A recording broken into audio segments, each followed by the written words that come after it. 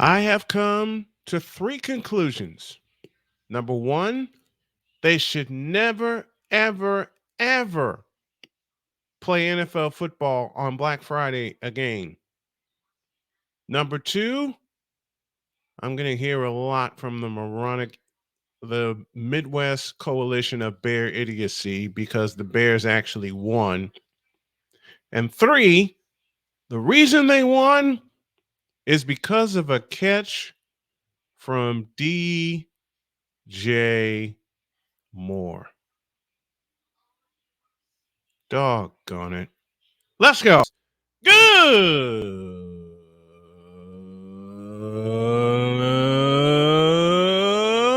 morning.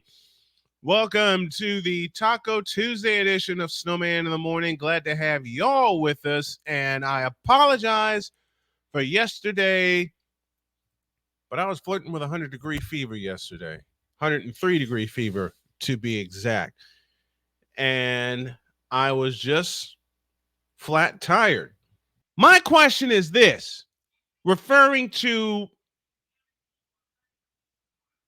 I'll go ahead and say it. Referring to the Tank Bowl that happened at U.S. Bank Stadium yesterday. What in the all types of blue hell was that?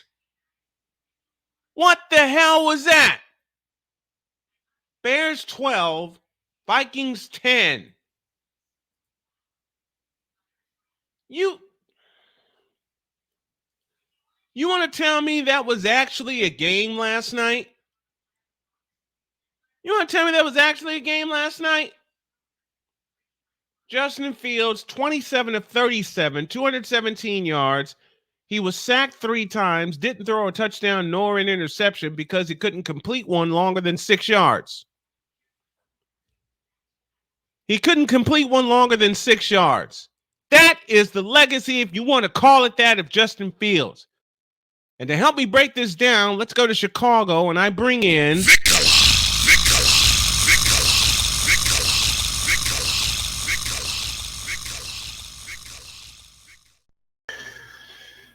I asked Victor this on my drive back from picking up my daughter this morning, but I used a different word. What the hell was that? Boy, you got me. This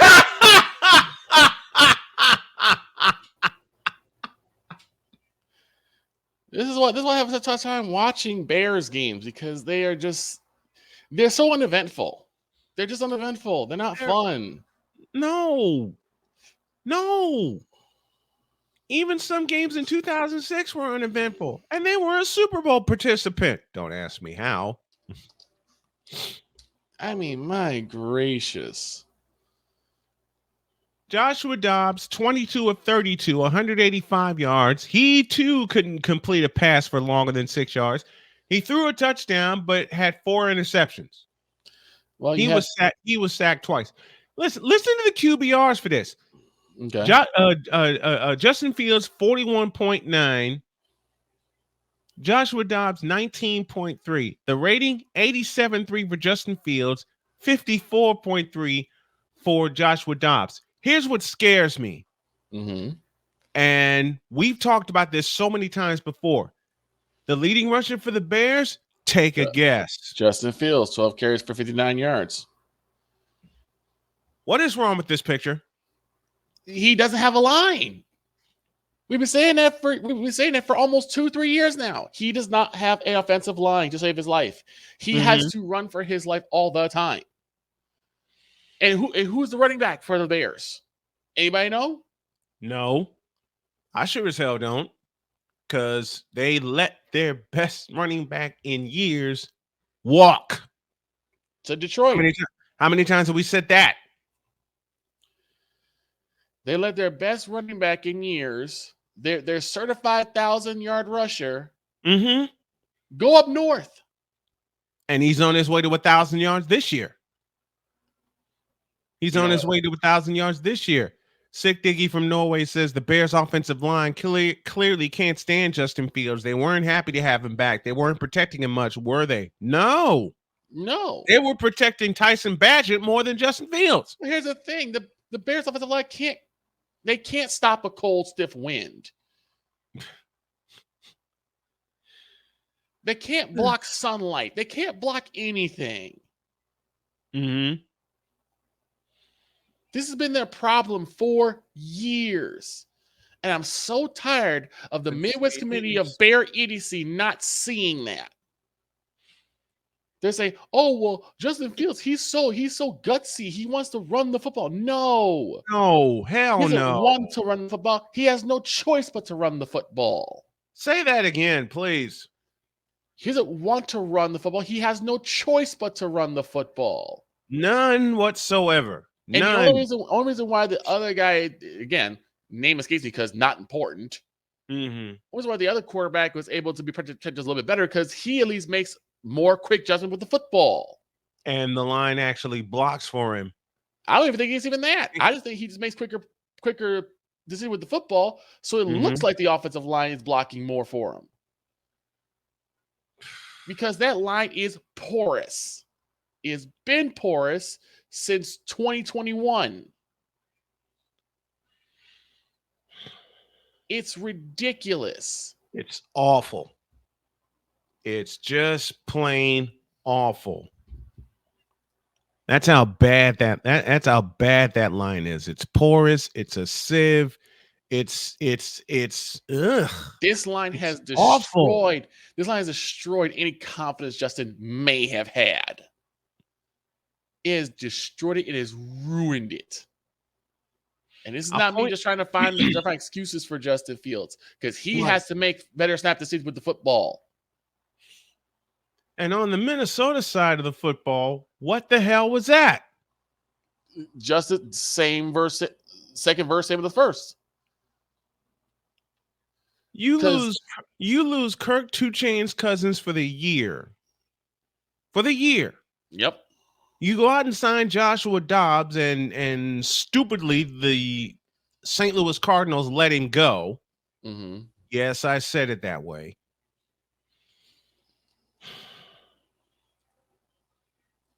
The Cardinals stupidly let him go. They're stupidly trusting Kyler Murray.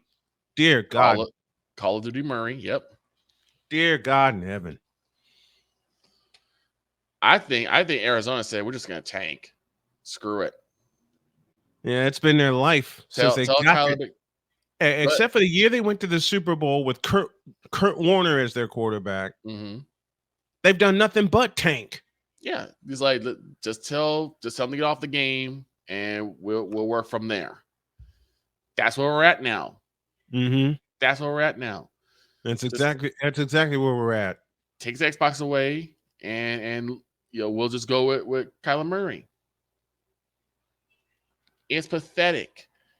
The NFC North Save the Lions has been pathetic. And it's for the exact same reason. Please repeat that. The NFC North Save the Lions, even though that's a very small save because what in the world was that on Thanksgiving? Dear God. Dear God. The NFC North has been pathetic, and it's for the exact same reason. No one wants to run the ball. No one. The Bears can't run the ball. And unfortunately, on Thanksgiving, the Packers took that away from the Lions. Yep. The Packers don't know how to run the ball because they want to put all their eggs in the Jordan Love basket. Once again, dear God in heaven. The Vikings put all their baskets into the Kirk 2 Chainz Cousins, their eggs into the Kirk Chainz Cousins basket, and look what happened there. And they don't have a running back because they let Dalvin Cook go. Exactly. Stupid. Exactly. Stupid. So now what you have is basically you have kind of like the AFC East back in like the the mid 2000s, where everyone was more about passing and more about running from the shotgun and long passes, and having a slightly mobile quarterback. You know how many 300-yard games Justin Fields has to this point in his career? How many? One. And it occurred this year against the Denver Broncos. And how pathetic is that? How pathetic is that? One. They lost too. They did lose. They lost that game. They were up 28-7. Yep. In that game. 28-7. And they blew it. You know where the coin of the Midwest Committee of Bear Idiocy came from? Where's that? I was out and about, and Mhm. all of a sudden I'm having a conversation with a couple of people, and the Bears came up. Oh no. Oh no. And someone said the following, and I looked at them as I'm getting my breakfast. Go on, Victor. And someone said something. I looked at them as if they had grown 5 heads. And I'm gonna wait till you finish because I don't want you choking. Because what I heard was the most idiotic thing I think I've ever heard in my entire life. All right. We'll do this the right way. So Victor was having a conversation, and what he heard was, quote, Justin Fields is going to turn out to be the next Michael Vick.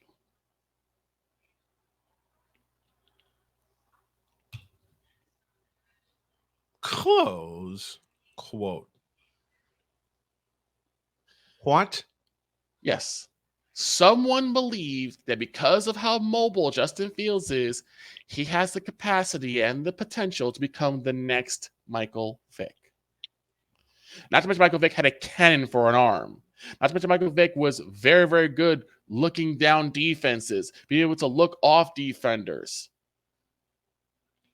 Had pretty much just the same. Not to mention Michael Vick can actually read a defense. Exactly. He was getting there to where he could dissect defenses. Not to mention Michael Vick was actually fast. Not to mention Michael Vick actually, I don't know, got his teammates involved. Both in Atlanta and Philadelphia. Not to mention that the Atlanta Falcons and the Philadelphia Eagles had offensive lines in front of him so that he could make those decisions. Exactly. Because the thing is that when you're under pressure, the first decision you make is probably going to be the wrong one. Because you don't have time to actually survey everything. I kind of believe what Sick Diggy is saying. If you compare what Tyson Bagent has done and what Justin Fields is trying to do, this offense is Tyson Bagent's to command, not Justin Fields. Well, here's the problem I have with that. And I respect Sick Diggy to the same degree. But the reason why I disagree with that is because I don't see this Bear offense having any type of competency to actually block anybody. The only difference is that Babbage knows how to actually make snap decisions with the football. Okay. If you have someone who's a great quarterback who can make quick decisions, any offensive line can look good. True. He's got to hold on for a couple seconds. Justin Fields doesn't have that. True. Justin Fields is too afraid because he knows that pocket's going to collapse. And how many times had it collapse? He got sacked 3 times. He got sacked 3 times, fumbled twice. And now and just because he had one good drive last night, which led to the game winner, right? Guess what they're doing? The Midwest Committee of Bear Idiocy. Guess what they're doing? Because he had one damn good drive last night, they're calling which led to the winning points. They call him elite. Mm-hmm. They call him elite. I guarantee you. And he's nowhere near elite. Not even close. I'll say it again. He's nowhere near elite. Justin Fields has not been anywhere near good since he's been in the league, period. He's been slightly above average at best. And that's the best thing you can say about Justin Fields. He's been above average at best. That's the best thing you can say about Justin Fields.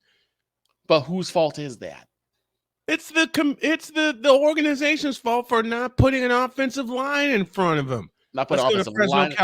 Let's go to Fresno, California. Latina in Cali says, hello, everyone. I'll be listening, but not able to chat. Good morning, my dear, to you. Hola, and Latina. Blessings to you. But the Bears organization as a whole has failed quarterbacks since 1989. Period. Yeah. Actually, I'll go 3 years beyond that, 1992. And guess who their quarterback was? Jim Harbaugh. Yeah. And guess who the public wants to target as their next coach? Harbaugh. Jim Harbaugh. And I have a simple question. Why? I have no idea. Why do you want to target a successful college coach, even though he did have success in San Francisco, when your organization is basically in shambles? Your organization is trash. The upper management of the Bears organization is complete and utter trash.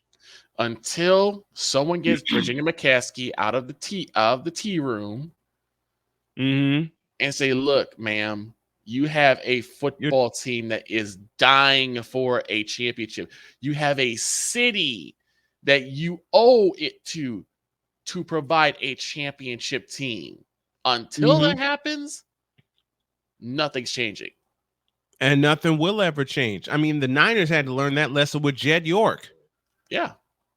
Jed York was both the president and the manager of football operations. Jed York kicked himself out of football operations, and now look where they are. And he was president and GM. I beg your pardon. Now you bring in John Lynch as your GM, who brings in Kyle Shanahan. The rest is history. And the same thing won't change in Dallas either until they it won't change until they come to the exact same understanding. But this is Virginia McCaskey we're talking about. Exactly. She ain't giving that up. She doesn't care. She does not care. No, she doesn't care. It's like Carolina. It's like Dallas. Carolina, Dallas, and Chicago share two common denominators. An owner that doesn't know a doggone thing and an owner that doesn't want to put football people in football executive positions. Or I put it this way, they have owners that don't know about football and don't care to know about football. And I'll go down to Carolina because we may get a visit from Jay Spivey later on. Okay. David Tepper only has money. Jerry Richardson had football knowledge. Jed York had some football knowledge. Don't get it twisted. He did. But now all he has to do is just lean back and sign the checks. Yep. John Lynch, you're my GM. Get it done. Kyle Shanahan, you're my coach. Get it done. I'm out of the way. Exactly. And that's what needs to happen. And as soon as the Bears realize that Virginia McCaskey needs to get the ever-loving hell out of the way, nothing will change, and there will never in life be a repeat of 1985. Ever. And that's not happening because no one's going to tell sweet little Virginia that she needs to get out of the way. They're going to let her have her tea because it's like her favorite little show pony, her favorite little toy that she can go parade around at tea parties. That's what it is. And until that happens, guess who suffers? Chicago Bears fans. And the team because there's no confidence. Yep. And unfortunately, to the point where the Bears fans kind of deserve this because they are now blindly following the leader. Wherever they may go. Yep. And they're in the toilet right now. And they're planning to move to where? To where? Apparently Arlington Heights. Who cares? They'll still be known as Chicago Bears. But I think that pipe dream is dead. Especially now. That pipe dream is dead. Whoever designed the current Soldier Field to keep the columns was plain stupid.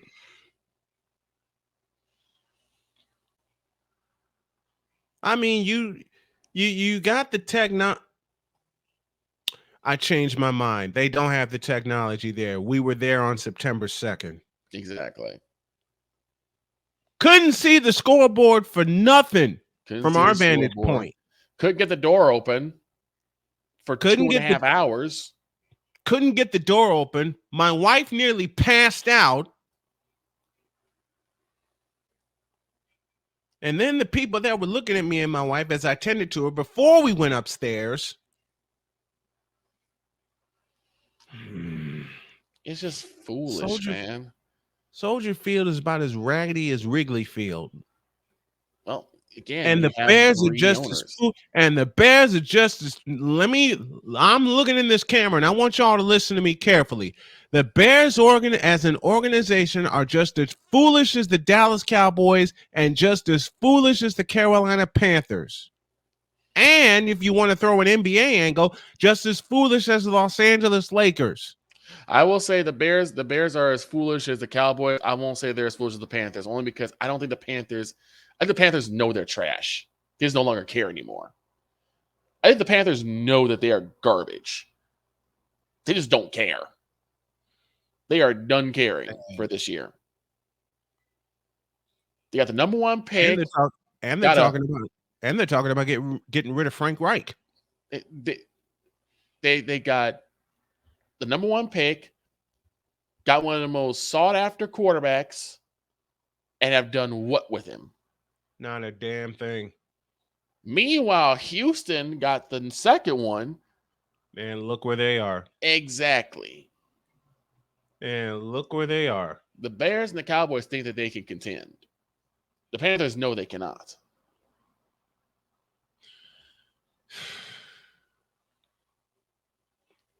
Sad state of affairs in some organizations. Join the transporter to Hades. Your butt and gut becomes one. Join the reformer of hooker whores. This is my daughter, Placenta Booty Johnson. Join the bronze god. Whenever you are in distress, take off your baseball cap and throw it in the air. Join your very own superhero of broadcasting, Chris Bass. So whatever color crayon they get, they palm it and do 2 circles, and that translates to, I can beat up black people. As he takes you through the week's paces in Baseline. Live every Saturday at 8 a.m. Eastern, 7 a.m. Central, Pacific Time Zone people, just stay asleep when this is on live and just catch the recording. Oh, I'm sorry. Exclusively on the Chris Bass YouTube channel.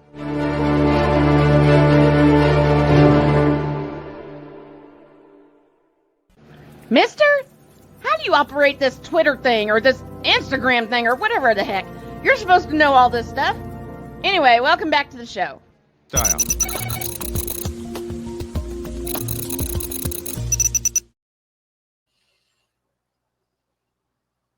Get off of Brock Purdy, will you please?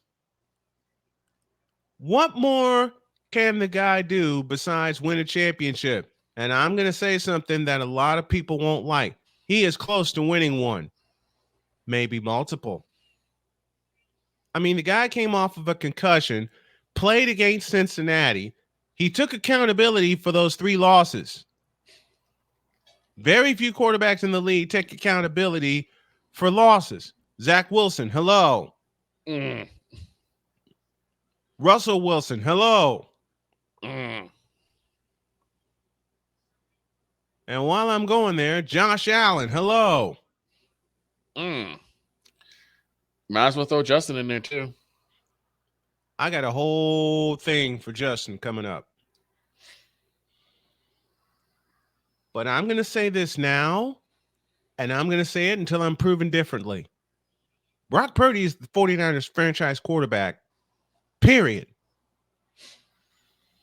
And here's what a lot of people don't realize and never will realize.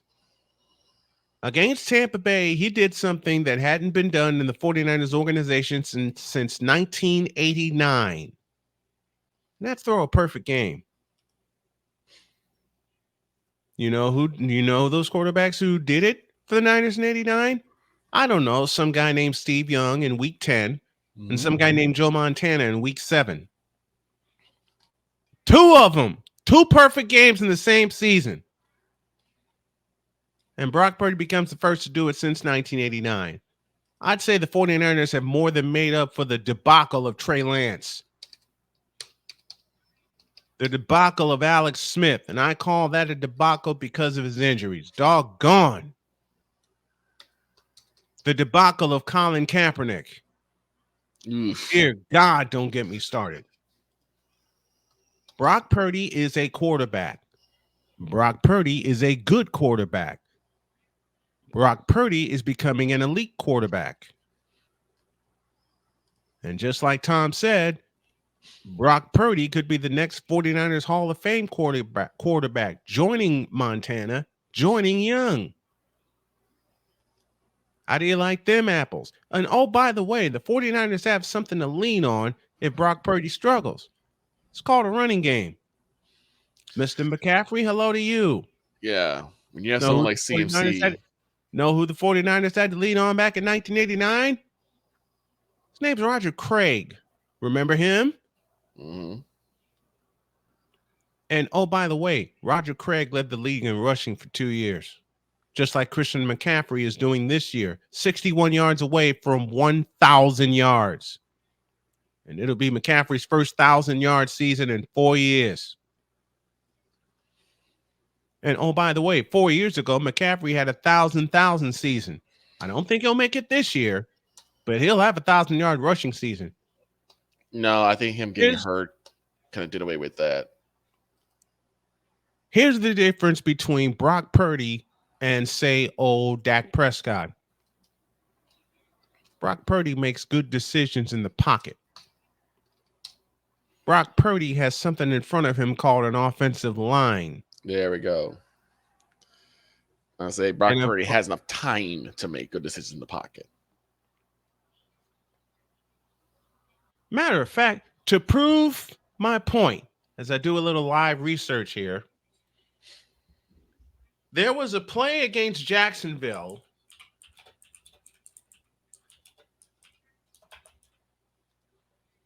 where Purdy hung in the pocket for as long as he could.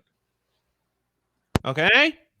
As long as he hung in the pocket for as long as he could. And it looked like his arm got hit, but it didn't get hit. And he delivered a dime to the animal, George Kittle. And what did that turn into? A 66-yard touchdown. 66-yard touchdown, man. A touchdown. So he can't throw, right? Oh, so he can't put the ball where it needs to be, right? And he's still Mr. Irrelevant. He's still Mr. Irrelevant to you guys, right? Shut up. I want all the Brock Purdy haters right now to shut up. But I will also say this. His most crucial test comes this weekend. I'm not a fool. All right? I've seen Joe Montana take hit after hit in a game against Philadelphia in 1989. You know what he did in that game? 331 yards and 4 touchdowns. Oh, by the way, those 4 touchdowns came in the fourth quarter.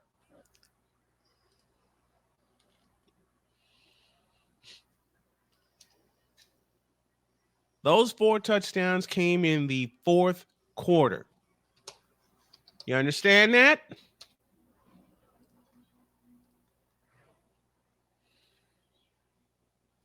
But it's the pocket presence of Purdy that impresses me. It's the pocket presence. It's the decision-making of Purdy, which has gotten better. Here's the bad part. He wants to get better. That should frighten everybody. Like Jalen Hurts. Mm-hmm. He wants to get better. He wants to be the best, and he's working at it.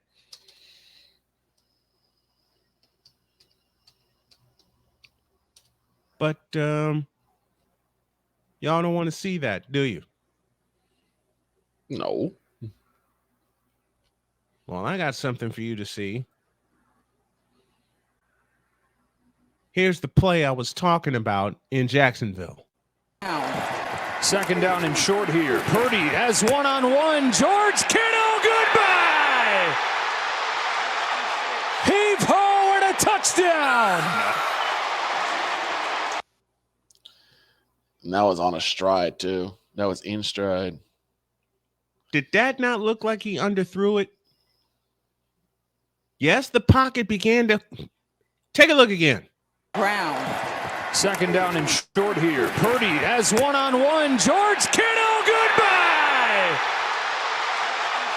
Heave-ho and a touchdown!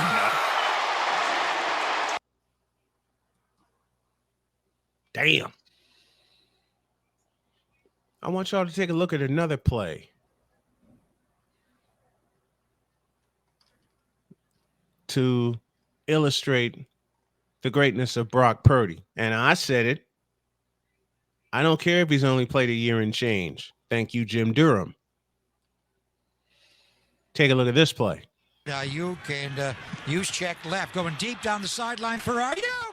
He's got it, and he's gone. 20, 10, 5, touchdown! San Francisco! Ayuk is on fire!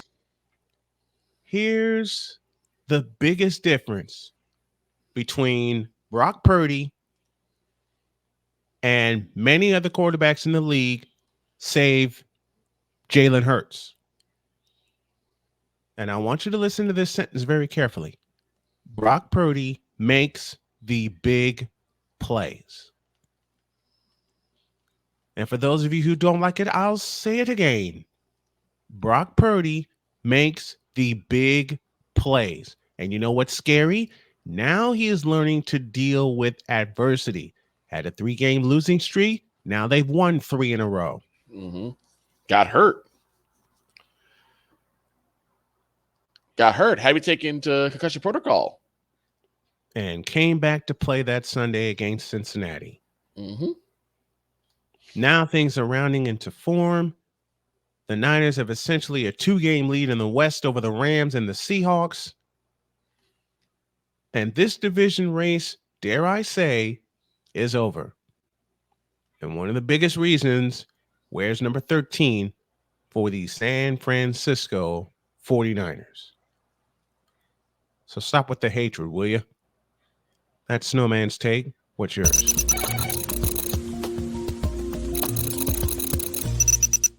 Ready to hang with some fellas who know football?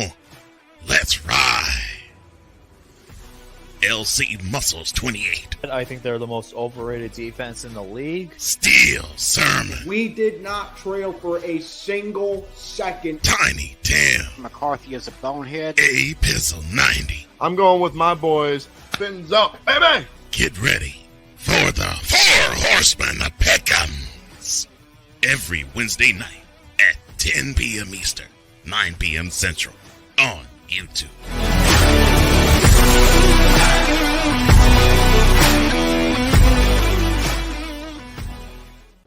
Mister, how do you operate this Twitter thing or this Instagram thing or whatever the heck? You're supposed to know all this stuff. Anyway, welcome back to the show. Thanks, everybody, for letting me know the technical difficulties we're having with Jay Spivey. I'm working to get him back on as soon as possible. Victor Locke riding shotgun with me. And I'm going to Jimmy rig something here, but I got to have Jay back on. Okay. So we're gonna work on this while we get back to the Colts. And Danny Fuller's challenging me. He says, "Snowman, you're still not feeling good." I see. Absolutely not. The Colts will lose 2 of the next 4. No, they won't. No, they will not. They're gonna win their next 5. Matter of fact, I will. They go to Tennessee, to Cincinnati, host the Pittsburgh Steelers. Go to the Falcons, host the Raiders, host the Texans. It'll come down to that last game for the Colts to clinch the playoffs. Matter of fact, they'll clinch the playoffs when they beat the hell out of the Raiders. Unlike 2 years ago. Now, Minshew may have problems giving the ball away in the red zone. Lord knows we've seen that.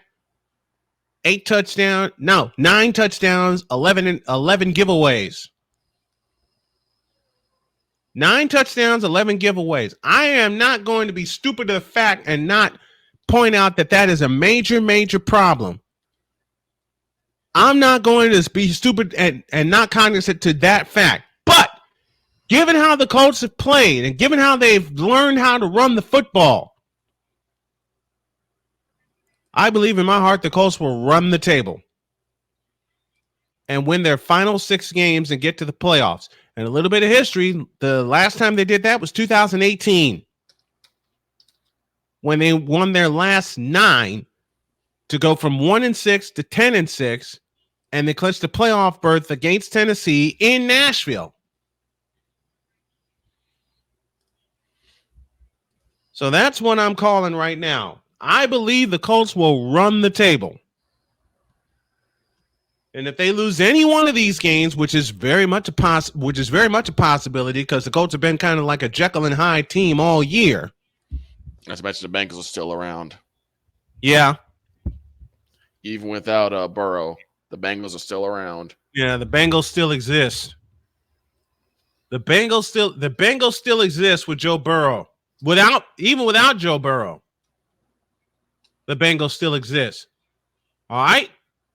But I believe they will run the table.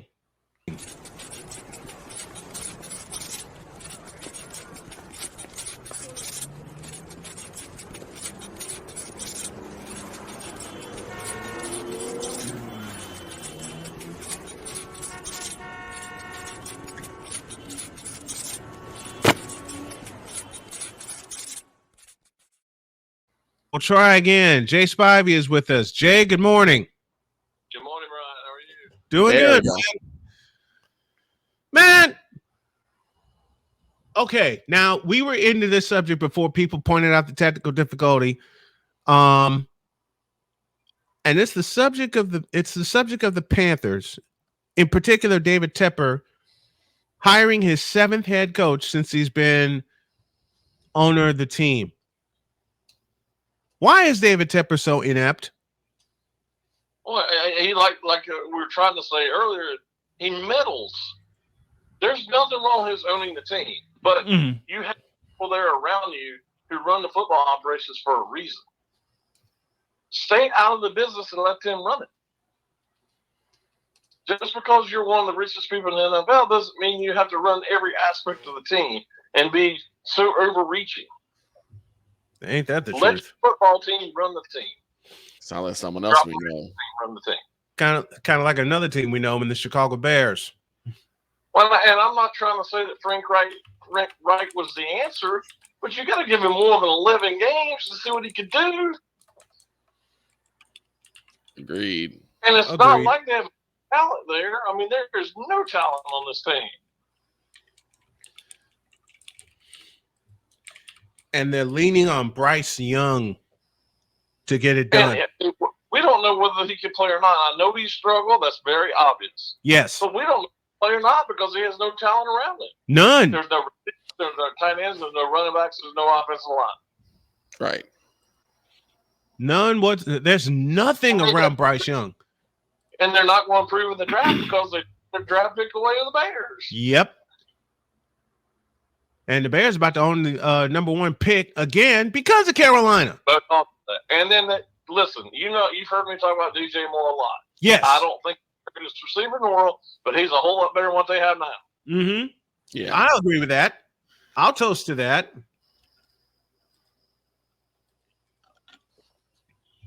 But Bryce Young has nowhere to go. He has no one to throw to. He has no one to hand off to. He has no one to protect him. They're terrible. They're absolutely terrible. Absolutely. Now, counting this past Sunday's game, they're in a stretch where they're on the road 3 straight games. Yep. This is. Now, is it an ego thing though? Is it an ego thing where he feels he needs to medal? I hope there's some real fans out there. I'm sure there are. But this has got to be frustrating for the actual fan base. And obviously, Victor wonders if this is an ego thing. Oh, it's definitely an ego thing. No question about it. There's no doubt about it with Pepper. It's an ego thing. Speaking of egos, explain the Charlotte Hornets to me. Oh, no. Oh, there's another dumpster fire. How can the same city have two dumpster fires? You probably have the same inept group that's owning both of them. But they're both dumpster fires. One's a regular dumpster fire and one's a forest dumpster fire. It's so obvious. They're just like an also-ran team in the NBA. I mean, they're in the NBA, but nobody cares. Exactly. No one has cared about the Hornets since 1993. All right, let's be totally real. No one has cared about the Hornets since that team of Larry Johnson, Alonzo Mourning, and Muggsy Bogues knocked off the Boston Celtics in a playoff series. That team now captified the area around Charlotte. It captured the state. Yep. Really hard to believe in this day and age. It captured the hearts of a lot of NBA fans. They did. Yes. They did. And now they have nothing left. I'll never forget when I was a student at Appalachian, they came up there and trained during the playoffs. Mm-hmm. And it was like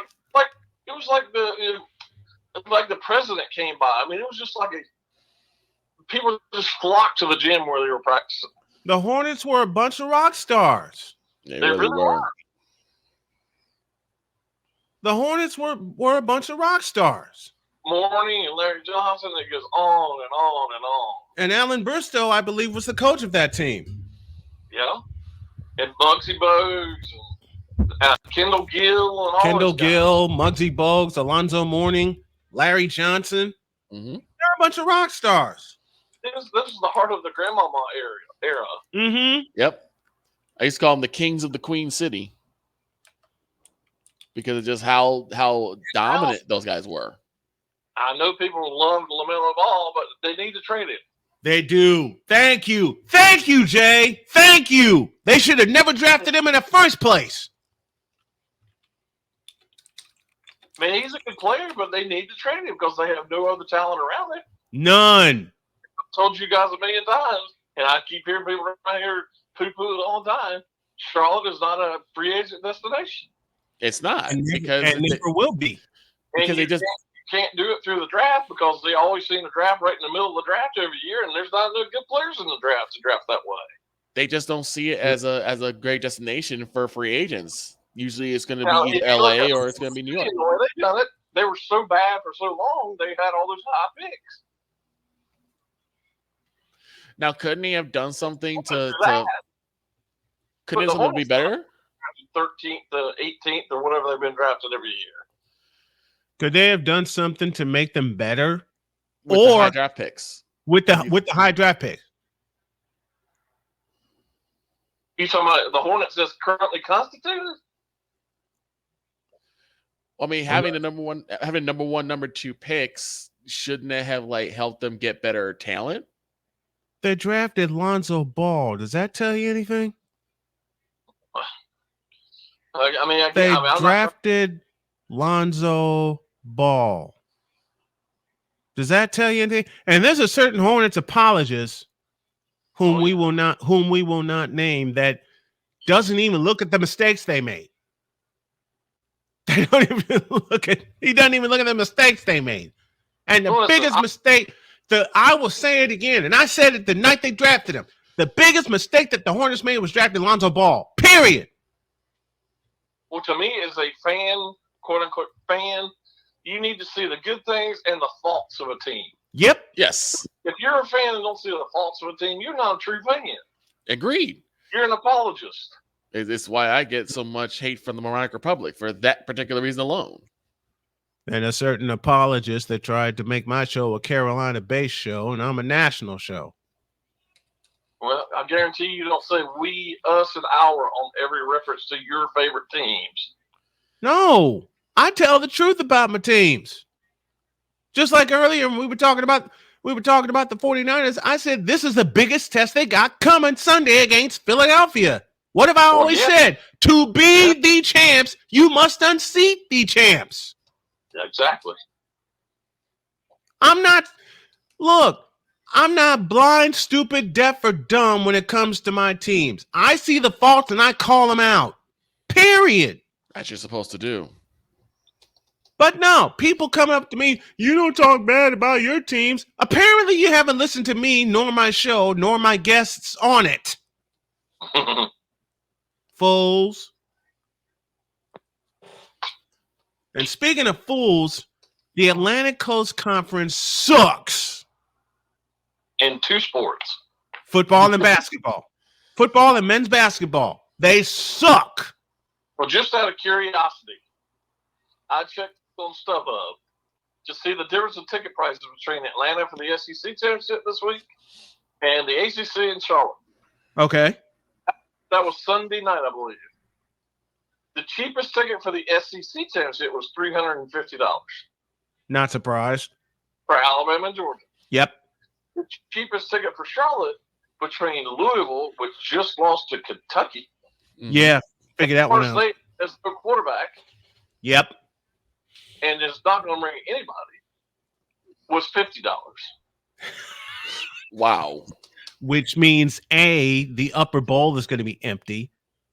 Totally. At Bank of America Stadium. And B, if they draw 30,000, I'll be surprised. Meanwhile, Mercedes-Benz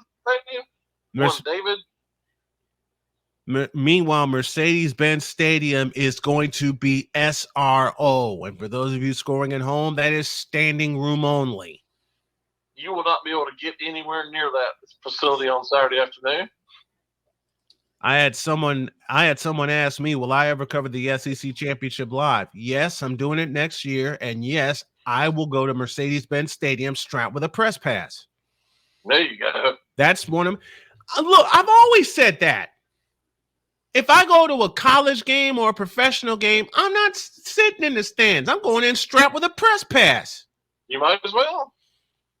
And if you have the ability to do so, do it. And people think I'm nuts for saying that. I've covered the Chicago Football Classic this year, strapped with a press pass. My wife was strapped with a press pass. Victor Locke was strapped with a press pass. Mm-hmm. Hell, I've conquered Soldier Field, Lucas Oil Stadium, Northwestern's Ryan Field.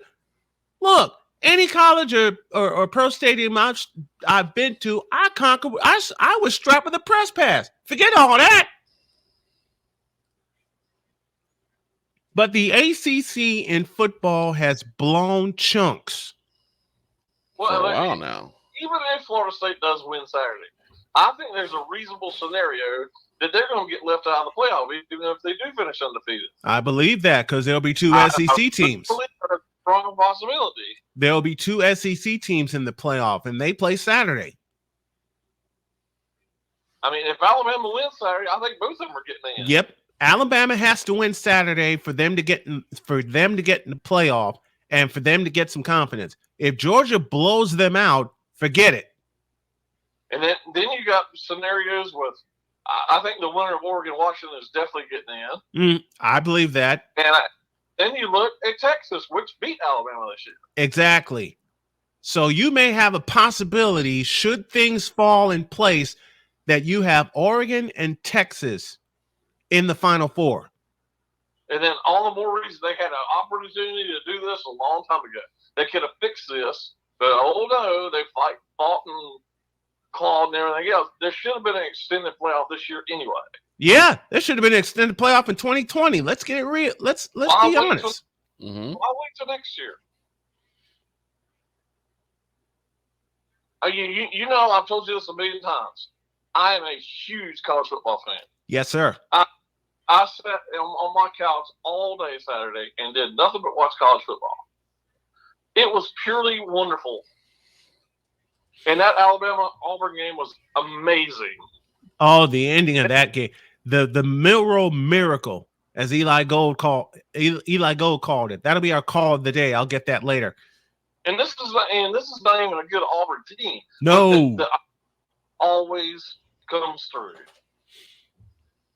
Man, the Iron Bowl was something else on Saturday. Why couldn't any other rivalry game match that? But like you said, Jay and Victor, I want your opinion on this. Mhm. Instead of Florida State getting in, to take that spot would be the winner of the Pac-10 championship between Oregon and Washington.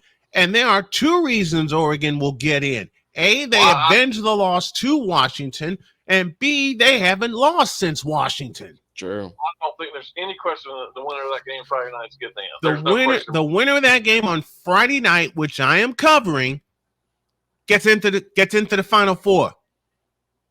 The winner of the Pac-12 game will kick Florida State out of the Final Four. Period. If Alabama beats Georgia, which is a strong possibility, then Alabama and Georgia gets in. Yeah. You cannot take Georgia from being number one to being out. That makes no sense to me. It really, really doesn't. And you know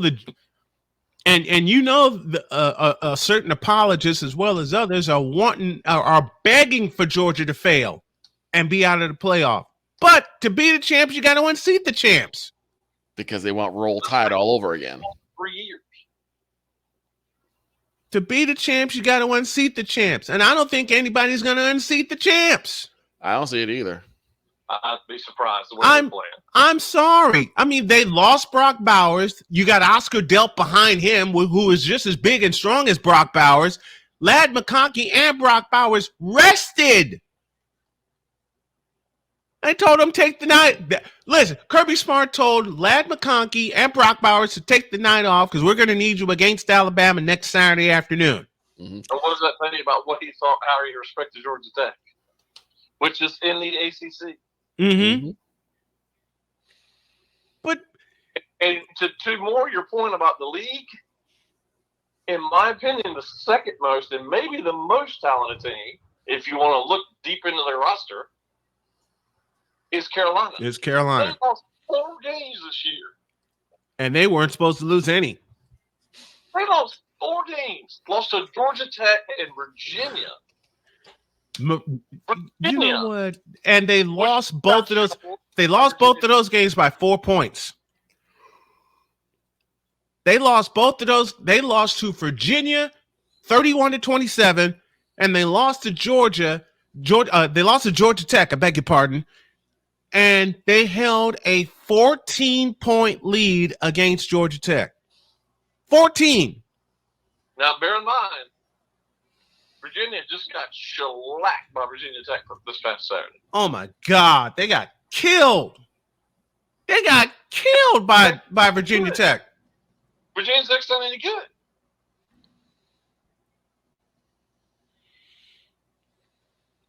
And then you go past football to the quote-unquote calling card of this conference. The past so far through the first 3 weeks has been terrible. And you know, the ACC SEC challenge starts tonight. Oh, God. And I'm going to see what that comes out to be because there's 14 games. Mm-hmm. 14 games. The only team not playing is Louisville. Louisville's the only team not playing. Mm-hmm. I'm going to see what the score ends up being. I mean, there's some bad men's teams in the ACC. Bad. And if any of those teams get in the tournament, they will bow out early. The way that they're playing. The way that they're playing. They will bow out early. You know, all these ACC apologists will say, oh, we got 6 or 7 teams in. Well, yeah, you got 15 teams in the conference. Exactly. You got 15 teams in your conference. Why can't 6 or 7 teams get in? And plus, it's stupidly a 68-team field. Yeah. And I say stupidly a 68-team field. Danny Fuller gives his Final Four picks. I want y'all to make your Final Four picks in the chat here. Let's talk about this. He says Georgia, Michigan, Florida State, and Oregon. Wrong, and I'll tell you why. Florida State is going to get left out. I think that's a distinct possibility. I think because they play for such a sucky conference, Florida State is going to get kicked out of the Final Four because of the 2 scenarios that we discussed earlier. One, Oregon getting even with Washington, and 2, Texas kicking the hell out of Alabama earlier. Well, let's consider this, especially since they just lost to Kentucky. Even if they blow out Louisville, it's not really going to help them. No, it's not. Even if they boat race Louisville, it's not going to help them because they got to look over their shoulder at Oregon against Washington on Friday. And I know that the credo is sort of don't pay attention to injuries, but I don't know how, if you're on the committee, I don't know how you can't pay attention to injuries. Exactly. The only team that got through the injuries is the number 1 team in the nation, and that's Georgia. They always say that with NCAA basketball tournament. Mm-hmm. Well, sometimes you see teams punished for that. And I don't know why you shouldn't be punished for that. Jay Spivey joining us here on this Tuesday. Got all kinds of stuff for you, but I'll say it again. Florida State is looking over their shoulder. Why? The Pac-12 championship, the Big 12 championship, and the SEC championship. 3 scenarios in place. If Texas wins, they're in. If Oregon kicks the hell out of Washington, which I suspect they do, they're in, and they kick Florida State out. Alabama loses their chance. Well, if they lose to Georgia on Saturday, that kicks Florida State out. Yeah, I think if Alabama wins and Texas wins, and I already said the winner of the Pac-12 championship is going to get in, I don't think there's any Florida State's going to get left out. So you got an extra scenario there. Should Alabama beat Georgia? And it's very possible. These 2 teams are evenly matched. But to be the champs, you got to unseat the champs. Now, if Georgia messes around and they're going to be fully healthy on Saturday, if Georgia and Carson Beck messes around and boat races Alabama, that kicks Alabama out and gives Texas a chance in. Let's just think about that. Alabama's what, 7th or 8th right now? Where are they? They're 8th. They're 8th. If they're 8th and they beat number 1, which is a distinct possibility, mm-hmm. How do you leave a team that just beat number 1 in the SEC championship in the SEC, mind you? And I don't care what people say. I know the Pac-12's had a phenomenal year this year overall. Yes. But do you really trust them against the upper echelon of the SEC? No. Ryan McCarthy makes his final 4 picks. He goes Georgia, Michigan, Washington, and Texas. I say switch Washington with Oregon. But there is no doubt that Texas has 3 shots to get in on Saturday. They have 3 shots to get in. The first shot is taking care of their own business. Now, they can't go and choke against Oklahoma State, that's for sure. Oh, they're going to boat race Oklahoma State. They're going to boat race Oklahoma State. And that's Saturday afternoon, is it not? It is indeed. Okay. What's the kick time for the Pac-12 for the Big 12 championship? I beg your pardon. I believe it's early. I believe it's the early kick. Let's find out. It's Live 12. Okay, real-time research here, y'all. Real-time. Hey, we do it all. We do it all the time. Ryan McCarthy and I do it all the time. So I decided to make it a part of the show. Real-time research, and the kick time is 12:30. Is that Eastern or Central? That's Eastern. Okay, so that's what and I was about. Texas, and get this, Texas is favored by 11.5. Ooh, that's a high. That's high. And I'm not surprised as that it's noon, 12 Eastern. Thank you, Ryan. Noon Eastern. I might do 2 games that day. On Saturday and 1 on Friday. I'm going to be busy. It's a noon kickoff from Arlington. And listen, I know where I live, but and it has the potential of gut kicking, but I'm probably going to opt for watching the Big Ten rather than the ACC because they're playing simultaneously. Right. They both. Oh, Big Ten plays at noon. No. They're playing Big Ten and ACC are both night games. Oh, okay. Big Ten. Okay. And the SEC is at 4:00. SEC is at 4.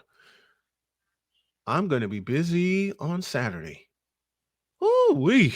And Sunday's my birthday, so it's like an early birthday gift. So you get an early birthday gift. Well, happy early Thank birthday to you, my friend.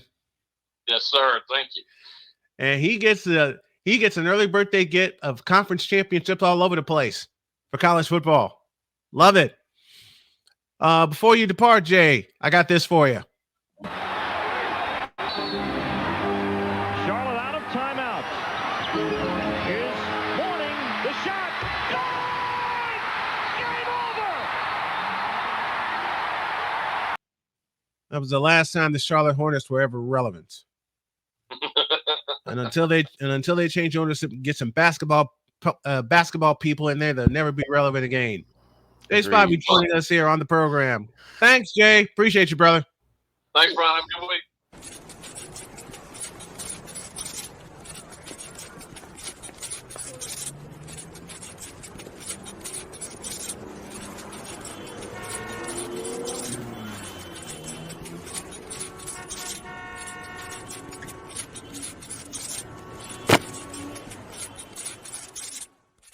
Have a great day. God bless. Remember to make your next move your best move. And always remember, if your dreams don't scare you, They are simply not big enough. dream big, do bigger. Brunch Sexual Wednesday tomorrow. And I promise y'all I'll be back at the helm. We're out of here. See you tomorrow.